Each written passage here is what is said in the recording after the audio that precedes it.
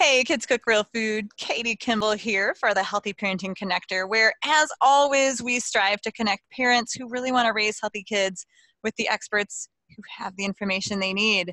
And we always talk about connection, confidence, and creativity. Today, I've got Dr. Aimie Apigian with me, and we are dialing in on that connection, especially when it comes to a really tricky subject, I think, and that's trauma. Thanks for being here, Dr. Aimie. Thank you, Katie. Yeah, so this is going to be, I think, a really important conversation, particularly for parents of adopted kids or foster kids, but really any child who may have experienced a trauma, small or large, and we'll kind of talk about that and how to find that in your child's life. But let me introduce you to Dr. Aimie real quick. She is an MD whose life was turned upside down by Miguel, her son, whom she adopted from foster care when he was 4. Now, she always, at this point, goes beyond diagnoses and asks that big question, why, with her patients. Because as a result of adopting Miguel and her own health issues, she became trained as a functional medicine practitioner when traditional medicine didn't give her all the answers. So I always love that. I love that so much when people start out with like traditional medicine and then they're like, this isn't working. This is not enough. Mm-hmm. And so it's cool though. It's so cool. You can be like, MD, all the good stuff. Right. And really help people. Mm-hmm. So Miguel inspired Dr. Aimie's real passion, which is helping families heal from trauma and attachment disorder. She founded the Family Challenge Camps, a program that helps families grow through trauma and learn attachment and trust through very specific steps and protocols. And I heard Dr. Aimie speak at a conference I was at. We got to hear just 5 minutes of her story, and I thought, ooh, we got to take this to the Kids Cook Real Food community. So tell us a little bit, Dr. Aimie, about your story, those inspirations that led you to become a trauma and attachment expert, because you are rare in this world. Sure. Well, I would kind of go back to, I started on what was a very traditional path. And I went to medical school, and I would have considered my background, everything leading up to that, normal, whatever you want to define as normal. And so it really wasn't until I started to see how much connection and attachment plays a role in our health, in our lives, and the decisions that we make. And that's when I really started to see how much of us, how much of our bodies are wired often for an insecure attachment. And so we live with this basic insecurity for life, and what we can do to change that and how much of a difference that makes in our life. And so it really comes back to this connection and also the creativity, because when we are living from a place of insecurity, we're not able to go into that creative place. We're just in that survival place. And so for the families who are really wanting to build on that connection and relationship, then the creativity really flows out of that when the connection is there. Okay, so fair to say a lack of connection can hinder or suppress creativity. But did I just hear you say we're all wired like organically for insecure connections? So from a child's early age, they will be either wired for a secure attachment or an insecure attachment. Okay, and this is nature or nurture? This, good question. So this is both. Okay. So this is a combination of everything that sets a child up to have their relationship with their mother. And so it's very much environmental influence, but it's a lot of the biological influence as well. And so when we think traditionally of attachment, we think of, oh, it's just your psychology, it's your belief system, it's your thoughts, but it's just as much biology. And we can actually have a biology that sets us up for an insecure attachment and even for future traumas and stress in life. Wow. So let's take a child who really hasn't had any trauma, super easy life, but they could still be biologically like instably attached. I don't know. I can't even make my correct adverbs.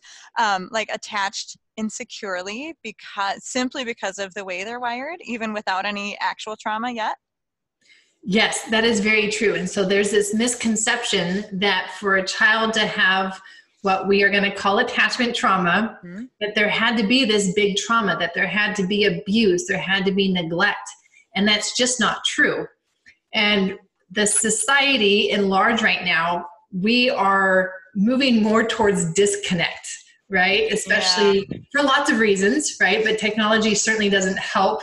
Mm-mm. And so we're now at 70 to 80% of the general population in the United States having an insecure attachment style.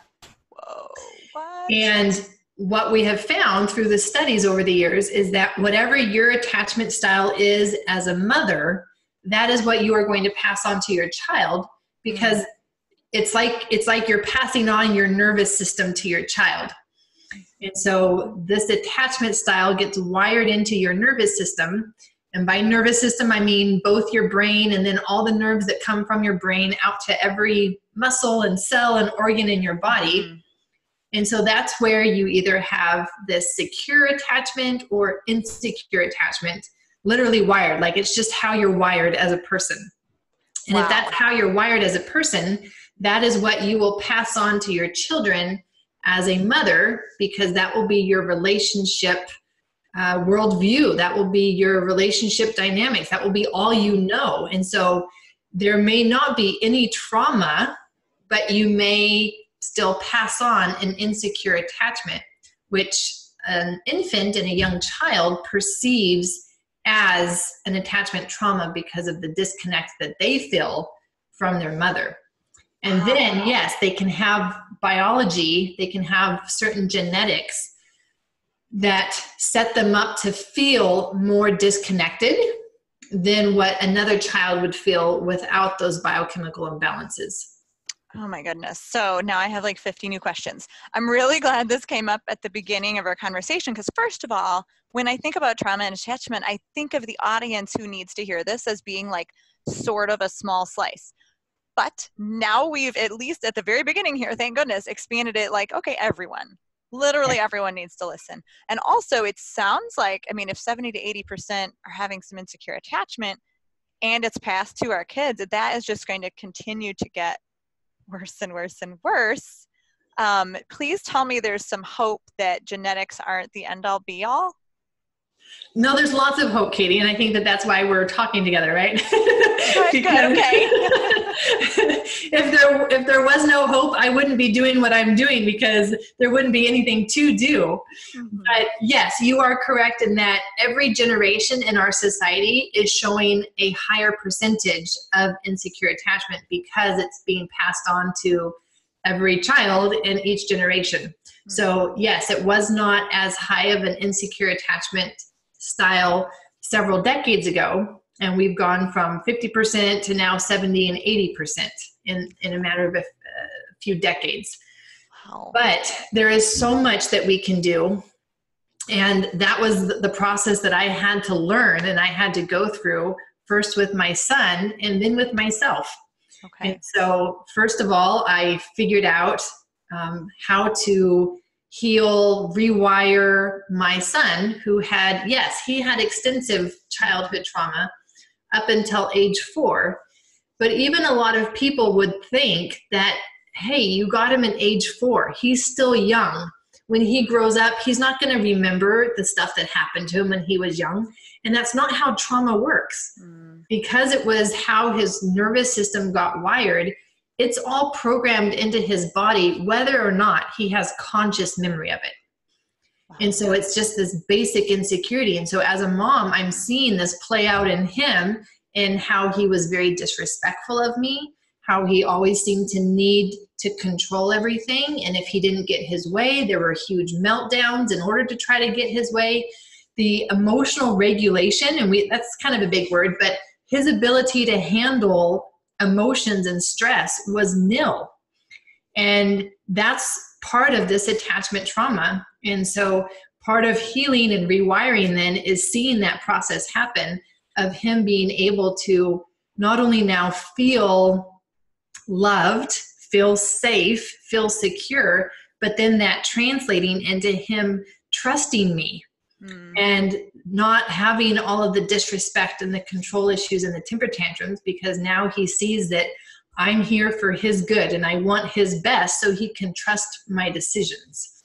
Sure, man. So we almost have to back up to just definition level. Like Yes. definition for those of us who are a little foggy, what kind of counts as trauma? And then how Sure. does attachment work or not work? And we covered it a little bit, like it doesn't have to be a trauma thing, but Right. yeah, if you can just kind of like define some of our terms here for us, I think that'll really help. Absolutely. And my apologies, because now I've been in this work for so long that these terms just kind of roll off my tongue, and I forget that other people don't know what I mean when I say attachment trauma. Sure. Well, it was really important for us to start by exploding the audience. Sure. So no worries at all. Sure. So attachment trauma refers to anybody with an insecure attachment style. So if you have an insecure attachment style, that would have been overwhelming to you as a young child. And so we call that a trauma simply by the fact that it was overwhelming. And so when I say attachment trauma, you could easily just as insert an insecure attachment style into that. Okay. And now there are degrees. Okay. There are degrees of how that trauma presents. And so you can have some kids who just show, some disconnect. Maybe they're needy. Maybe they don't have that creativity, that they maybe feel like they need to stay in a safer bubble. They need to have their world, smaller in order to feel safe. But then you have the kids who are acting out and doing even temper tantrums and rages and whatever. On either spectrum, that would all be considered attachment and insecure attachment style and how that plays out. And so again, insecure attachment style is attachment trauma, and then there are degrees to which kids will demonstrate with their behaviors or emotions that trauma. Yeah, so you said it would be overwhelming. Is the it like just a mother trying to bond with her infant? If that infant has an insecure attachment style, or the mother does, the infant's like, whoa, this is too much? Like, am I understanding that correctly? Yes. So when it comes to attachment trauma, it was either a case of too much, too fast. And this is where you have especially a mother with an anxious, insecure attachment, where she's almost needing her child to regulate herself. And that's too much for a child. That's too much for an infant. And so that would have been too much, too fast. But then you can have too little for too long. And so this might be a parent who is very busy or who is stressed. Maybe they are stressed in their marriage. They're stressed at work. They're stressed with their health. Whatever the stress is, it really doesn't matter, because it takes their awareness, their attention away from their child. And so all of those subtle little nonverbal communications that a baby does with their mother, that mother would miss if she were stressed or preoccupied or distracted or absent in some cases. Okay. And so all of that would feel to the infant like, I'm left on my own to try to manage my own emotions and my own body. And that would have been a case where it was too little contact, too little attention for what they needed. Okay. I feel like this is definitely starting to describe many Americans, especially those with more than one child, or even one child who's like colicky or needy, or you just like weren't ready for it. Would it be possible to attach insecurely if you're like a baby wearing mama, but yet who is still stressed and like also on her phone perhaps? Because that's a little distracting. Yes. And that's really where technology has contributed to the problem of each generation having a higher insecure attachment. Is the phone really takes the attention away from the mother. And so she can have all the best intentions in the world and yet missing the subtle cues from her child that they are feeling overwhelmed or they need her full attention, and they're not getting her full attention. Wow. So it's definitely a combination of physical attachment and touch and emotional focus, psychological. We have to have, it's a both and in as far as our needs. Now, you talked about kids acting disrespectful, needing to be in control, kind of melting down at the first thing. This sounds like many preteens and teens, I know. And how do we like figure out if we should look into building their attachment capacity versus anxiety or stress or depression or something on another spectrum? Sure. That's a really good question, because one of the things that we can look at in the older kids or even in an adult is their belief system about themselves and the world. And so everyone who has an insecure attachment style sees themselves as unworthy of love, sees themselves as less than, not good enough. And they see the world as a scary place rather than as a place of opportunity and growth and exploring. They see the world as scary. Now, sometimes the world is less scary than maybe their home. And so you'll still see them reaching towards leaving home and going out in the world, not because they see the world as inviting though, just the world is less scary than maybe their home environment.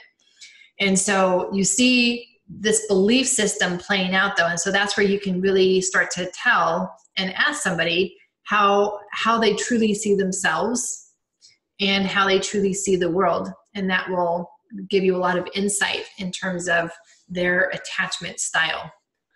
And even a lot of, and I would say all of the anxiety, depression is all attachment based. Okay. So I was right in thinking that they're very similar looking. Yes. Yeah. Yes. And even a lot of kids are diagnosed with ADD, ADHD. Most of that is actually attachment based. Okay. This is just how it's presenting for them. So this is really a very vital root cause that most people, I don't think a lot of people are considering this. No, a lot of people are not aware of this. And then it doesn't help that when you go and see your doctor or a psychiatrist, they just tell you about the medications that they have available to treat your child's ADD or depression or anxiety. And so they're not educating them on what the possible root causes may be. But when we see a child start to rewire and heal from the insecure attachment, all of that falls away. And it falls away pretty quickly when the mom is able to do the hard work. And we're talking about a few months of it falling away. And most of them are even able to get off of their medications that they were put on for their different diagnoses. Oh, that just makes my heart sing. That's so wonderful. And let's flip this around here because it's been a little sad. It's been a little sad hearing about all this. So what can people do if you see, some of these symptoms that may be insecure attachment in your own child, and again, this is not just foster care and adopted kids. This is 70 to 80% of society. And I'm guessing that stats for adults. So it's probably already more if we're just looking at children, which today we are. Yes, I think that it would be higher in kids. And another kind of subpopulation, if you would say that we see a lot of the effects of attachment trauma playing out are in those kids who were placed in the NICU when they were born. And they had that actual physical separation from their mom that they needed, right? They need that when they first come out. They need that assurance that she's there, that she's taking care of them. I mean, their whole life has been her for 9 months. Mm-hmm. And so that NICU or that hospitalization or medical procedure can be a big cause of attachment trauma. And we can see effects from that happening years later. And so there's lots of things that a parent can do. Mm-hmm. Yeah, let's jump right in. Those poor NICU parents, they're thinking, we've made it through, my child's alive, right. We brought him or her home, we're good now, and they're always taught like there might be some developmental delay, right? They might be a little behind on their milestones by a few months, but to think like even years later that it can affect their psychology and that there's healing to be done there, so important. What kind of healing can be done? So we really bring it back to the connection. And building that attachment is what's going to make the biggest difference for rewiring the nervous system of the child and helping them develop what we would call an earned secure attachment. Okay. And as I've mentioned already, if a mom puts herself to the work, and it's intense work, it's really hard, And it requires almost nothing else to happen in their life for about 3 months, where they are just focused on the relationship and building that attachment, building the trust, building the connection. And then it all comes together and it starts to make big shifts. And so when a mom focuses on that connection and looks at what can I do to create an environment in my home and in the relationship between me and my child, for my child to develop trust in me. And a lot of this comes to mom taking a leadership role. Maybe a role that she's been afraid to take or uncomfortable taking. She doesn't like to be seen as the boss. She doesn't like to be bossy. And we're not talking about becoming bossy, but we are saying if you want to have your child trust you with their life, trust you with their vulnerability, trust you with their big feelings, then you need to show that you are able to handle that.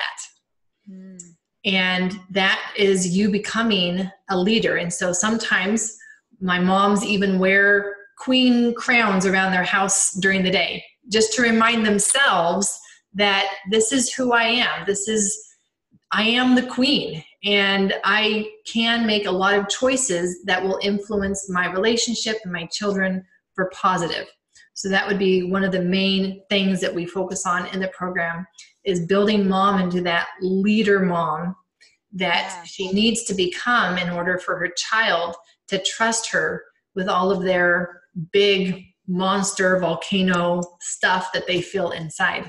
That's incredible and surprising, because I felt like I was actually like forming a question in my mind, like, oh, to build trust, does that mean we have to, I think a lot of parents would think, oh, like be friends with your child, right? And then discipline would suffer. But I can see how becoming the queen and the leader could be difficult for a lot of women, females especially, who maybe went through high school and were bullied or were just knocked down in their self and feel like their sense of self is a little small and is a little damaged, but to have to step up and basically heal themselves in order to help heal their children, that's a big task. I'm glad you give them crowns.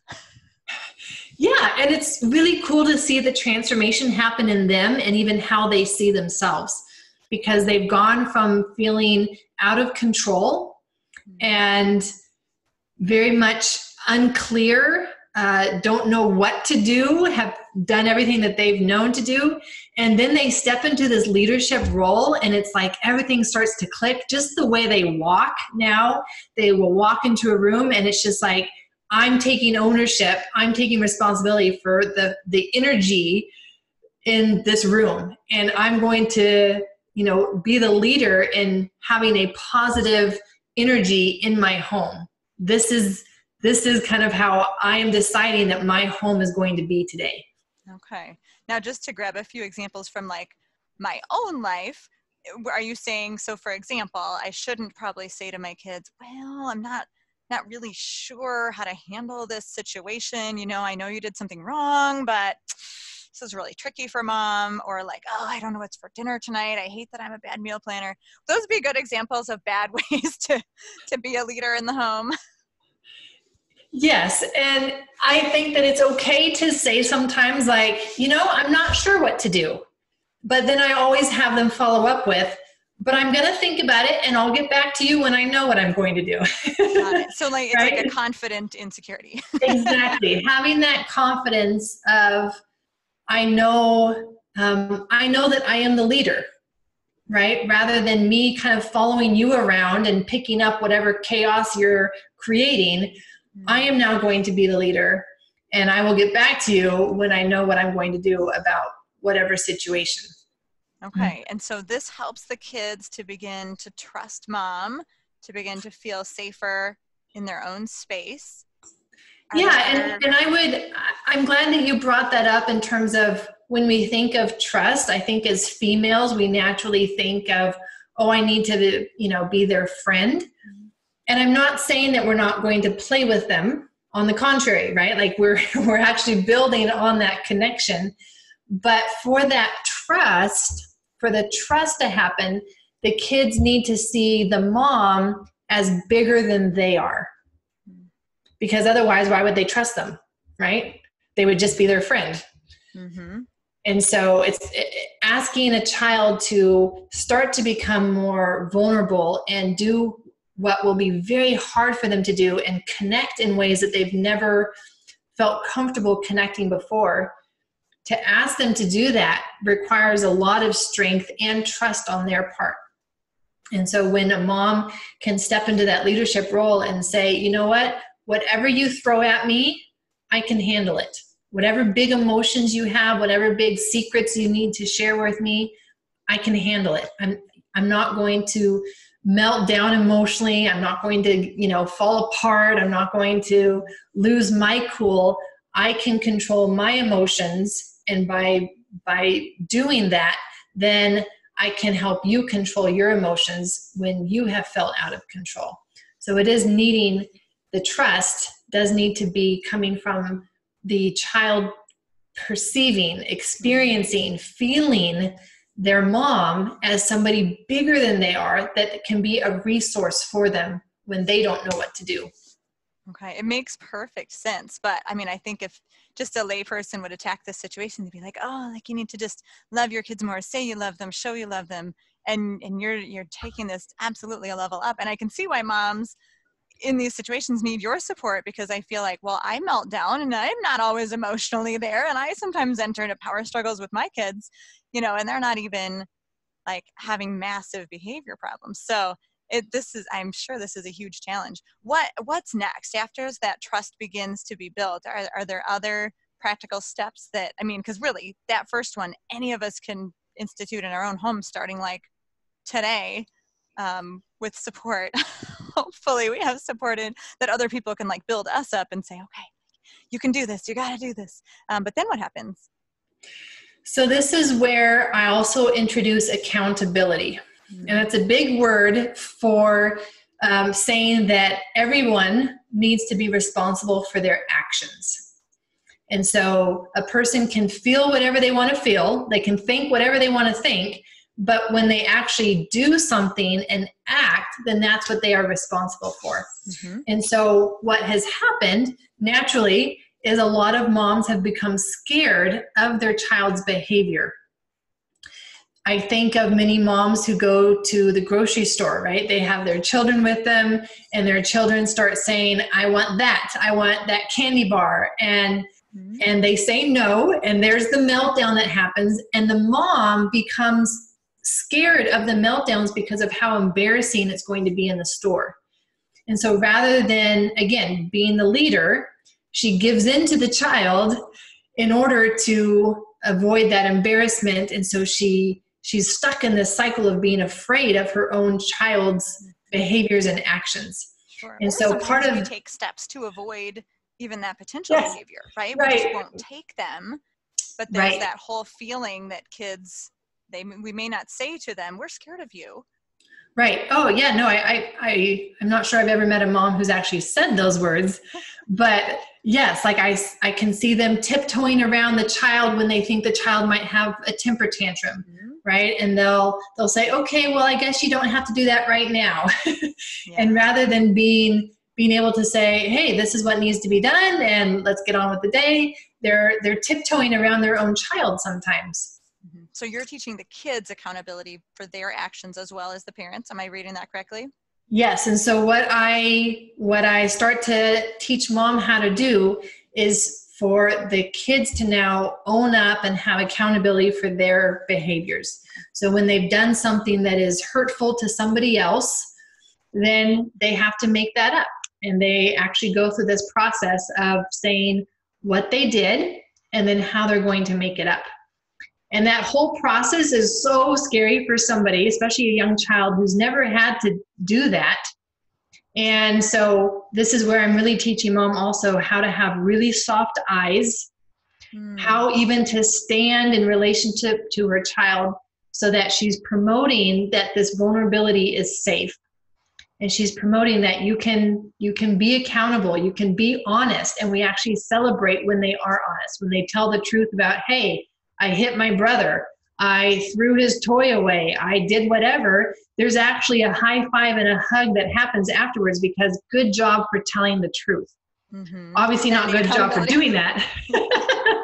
But good job for telling the truth, because that was hard to tell the truth.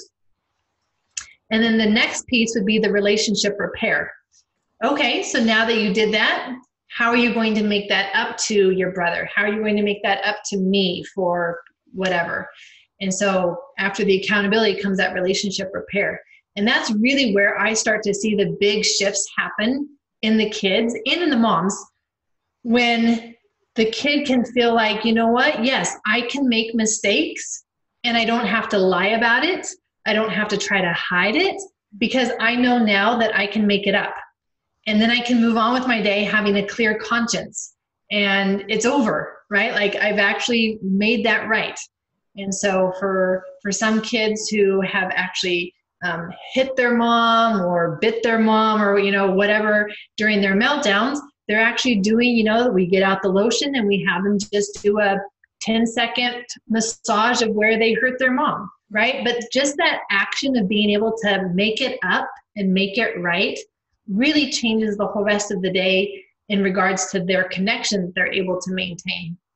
Okay. Wow. Fantastic. And now, just to pull this back around a little bit to, there's so many levels of trauma, right? And you work with the really tough ones, the kids who maybe are very violent or are just a disaster in school because they're not able to focus or whatever. But we have 70-80% of people who need this kind of thing. Do we all need to take 3 months off of our life, or can we sort of more in a more chill way implement some of these strategies in our families? Good question. And I think that the first thing would be to implement some of the strategies and see how it goes. If there's a lot of resistance and pushback from your children, then that might be a sign that, hey, there's actually a lot more underneath that iceberg that we need to deal with. Okay. And this would be the way to deal with that. But if there's cooperation, if there's that connection immediately with these changes, then I think that you're good and you can implement these and focus more on the relationship and the connection and then that mutual creativity and play, and build solidly on that foundation to help your child live from a more securely attached place. I love that. Well, of course, at Kids Cook Real Food, we got to talk a little bit about the kitchen. How do you incorporate food and nutrition into your trauma recovery programs? So food is a big part of our program. And for us, food is so nourishing. That's what it is. And so just the fact that a mom provides meals is one strong way in which we can start to build that trust and show, hey, every single day, your mom's giving you nourishing meals. Isn't that awesome? And so one of the first changes that we do in the kitchen is having the child always be with the mom, always. And so rather than the children playing in the living room or outside or watching a movie, they're actually in the kitchen with mom. If they're not able to actually be helping cook, then they can be on the floor and playing on a blanket, doing their Legos, doing whatever, but we're maintaining that physical nearness in order to keep their connection alive and not having that distance and then trying to reconnect. So similarly, it's not that mom is cooking and then puts the food on the table and everybody eats and mom's still in the kitchen. The food becomes very much a connection moment. And so we have everybody at the dinner table when it's ready, and the kids wait, and when mom is ready to actually sit down, then that's when they sit down. And I actually have mom take the very first bite, and then the kids can take the first bite, because we really want to emphasize, again, both that leadership and the fact that mom is making you nourishing food and building that trust. And then sometimes I would say for all kids, this would be an important thing to incorporate, but definitely for the harder kids, those with even more severe emotional and behavioral effects, we incorporate cuddle time. And during cuddle time, food is often involved, because that's a great way to almost reenact those moments and those times when they would have been breastfeeding. And so having that stimulation and that nourishment is an important part of cuddle time. So food plays a big role in our program. That is so fabulous. I wish we could do a show of hands for all the moms listening. how many times have you taken the first bite? Or how Right. many of you have your kids wait to sit down before you sit down? Because I mean, it's a pet peeve of mine. I'm like, you guys, like, we haven't even said meal prayer yet. Like, why is everyone eating? Like, Exactly. we're not there yet. You know, I have 17 things that need to be brought in, and I thank you for all taking one, but now there's 12 left, you know? Like, so I can see why this is a very dedicated 3-month period, because it's a complete revolution of every moment of your day and your habits. But I'd probably a revolution, at least in small ways, that every single family needs to have. Yeah, and the more of this that they can incorporate, the more that their family is going to be based on that connection. And so the more unified they're going to be, the more things are just going to flow, because it's when we're disconnected then that you get the resistance and the lack of trust in the leadership of the parents. So good. I just have to ask the question that I'm guessing is on a lot of people's minds. Like, why can't we just love them enough? Why can't love fix these situations? That's a really good and really hard question, Katie. And for me, that automatically brings up a lot of sadness for me, because that was my understanding going into parenting my son. My belief system at the time was that he had been through such a hard time. He was coming from a hard place. And so what I needed to do was just love him.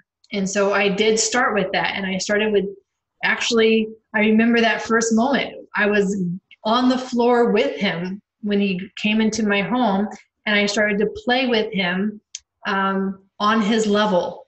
And just by starting that way, it set me back quite a lot. And I had so much ground to recover then later, as I was trying to establish myself as a leader and someone that he perceived as someone who was bigger than him, stronger than him, smarter than him, because he saw me as on his level, because that's how I started. And so when we're looking at a child who has this insecure attachment, or an adult with insecure attachment, the love is not enough, because the love is not going to make them feel safe enough to make these really big, vulnerable changes that are scary, really scary until you do it. And so an analogy that I often think of is a kid who's out playing on an ice pond and falls in and nearly drowns. And he's crawled out of the ice, he's crawled to the bank, but it's the opposite bank from his home. And so he's out there and he's cold and he's shivering. And of course, what does mom do, dad do, right? They start to worry, and so they start going out searching. And they finally find him, and they pick him up to go take him back across the ice. And what does he do? He is scared to death to go back across the ice, because that's where he fell in. So he's convinced that they're going to all fall in and they're all going to die. And so he starts fighting them. He's kicking, he's punching, he's doing everything he can to let him go, drop him, leave him there, because even though it's cold, it's lonely, it's awful, it's better than dying in the ice pond. And so you really need that person who is not only going to relate to them and be able to say, I understand your fears, and be that love, but then you also need the really strong person that says, and I know how to get you back across the ice home safely. But if we just are the love part of it, it's not enough to help them see that we are strong enough to give them a different experience in life than what they've had so far. So we have to build that trust, and that trust is only built through coming from a place of strength and leadership. Oh, that is so powerful, that love is not the same as safety. And what a perfect image. Like, I couldn't figure out where you were going for a while. I was trying to guess and I didn't guess it right. And then when you talked about going back across the ice, I'm like, oh yeah, it's not safe.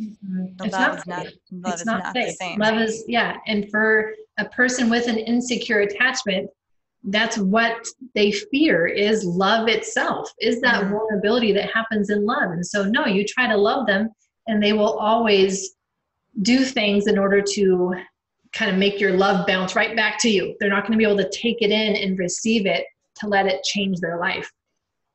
How many marriages and families can this impact? Oh my goodness. Oh my goodness. So I love to leave parents with a message of hope, because sometimes it can just kind of drag you down thinking about what could have been. Maybe I've missed years with my kids, whatever. We all get worried, especially we females, I think. So what is your kind of final message of hope that you want to encourage parents to walk away with at the end of this conversation? So for me, from my perspective, there is so much hope. All of this is hope.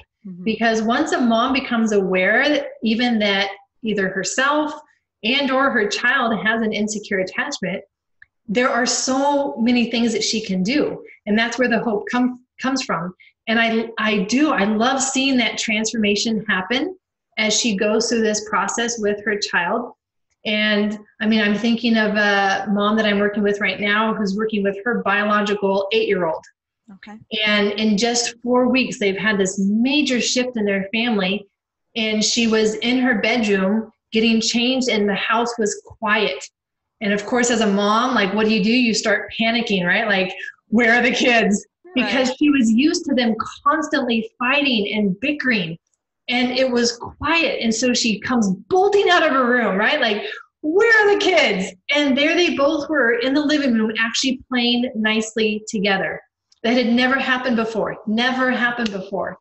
And so there's so much hope for being able to make these changes once you're aware of it and you're willing to do the work. Like, moms totally get to be empowered, and they get to step up and be like, no, this is not what I want for my kids. This is not the future that I want, and I can do something about it. I love that. This whole conversation has been so powerful, so pointed, and so important for clearly 70 to 80% or more of families to focus on that connection with your kids, and just little steps in how we communicate, how we lead, how we present ourselves, the words we choose to use. So many good golden nuggets. And we appreciate you being here so very much, Dr. Aimie. Thank you. Thank you, Katie. Yeah, I really enjoy it. Good. And we will definitely share, you guys, everywhere we share this video, how to connect with Dr. Aimie. And she has, both free resources and paid programming for those who really need help, and which is not a bad thing. Kind of make it sound negative. It's not a bad thing to need help. It's a good thing to get help. And it is definitely a hopeful situation. So we always appreciate our guests. And I feel like my husband is so funny. He goes, every time you do an interview, something changes in our family. I'm like, I know, isn't it great? He's like, no, it's so much work. It's confusing, but it's good, but it is good. And so, all of a sudden I'll be like this nice, gentle, leadership oriented person the next few days. And they'll be like, who did you talk to? Who did you interview now? Life is changing, but ideally, obviously, for the better. So thank you again. And Kids Cook Real Food audience, we will be back next week with more experts who have the information you need to raise those healthy, independent, connected, attached children. Thank you so much.